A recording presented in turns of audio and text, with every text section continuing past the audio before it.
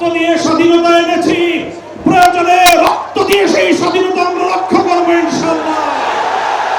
Humanitarian করিডোরের নামে আমার বাংলাদেশের বুকের উপর দিয়ে যদি বাংলাদেশের সার্বভৌমত্ব স্বাধীনতা হরণ করবার জন্য আমার স্বাধীন জনপদের 1 ইঞ্চি মাটি কেড়ে নেওয়ার জন্য যদি এই অপতৎপরতা চালানো হয়, চলমান এই অপতৎপরতা যদি বন্ধ না করা হয়, তবে আমি সারা দেশের দেশপ্রেমিক জনতাকে উদাত্ত আহ্বান জানাবো, যুদ্ধের প্রস্তুতি নাও, দেশের জন্য যুদ্ধের প্রস্তুতি নাও।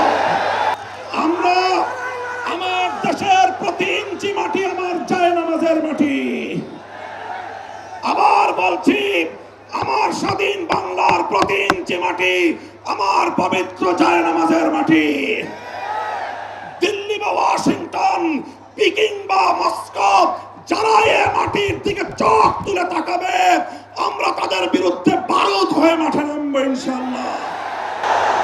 স্বাধীন বাংলার মাটিতে দাঁড়িয়ে আমরা বলতে চাই, নারী সংস্কারের নামে আল্লাহর কোরআনকে, ইসলামকে যে কটাক্ষ করা হয়েছে, ধর্মীয় উত্তরাধিকার বিধান, পারিবারিক বিধানকে নারী পুরুষের মধ্যে বৈষম্যের প্রধান কারণ বলে আখ্যায়িত করে বিতর্কিত নারী বিষয়ক কমিশন এদেশের সংখ্যাগরিষ্ঠ মানুষের ধর্মীয় অনুভূতিতে আঘাত প্রদান করেছে। ধর্মীয় অনুভূতিতে আঘাত প্রদান করবার অপরাধে তাদের বিরুদ্ধে আমরা রাষ্ট্রের শাস্তিমূলক ব্যবস্থা দেখতে চাই।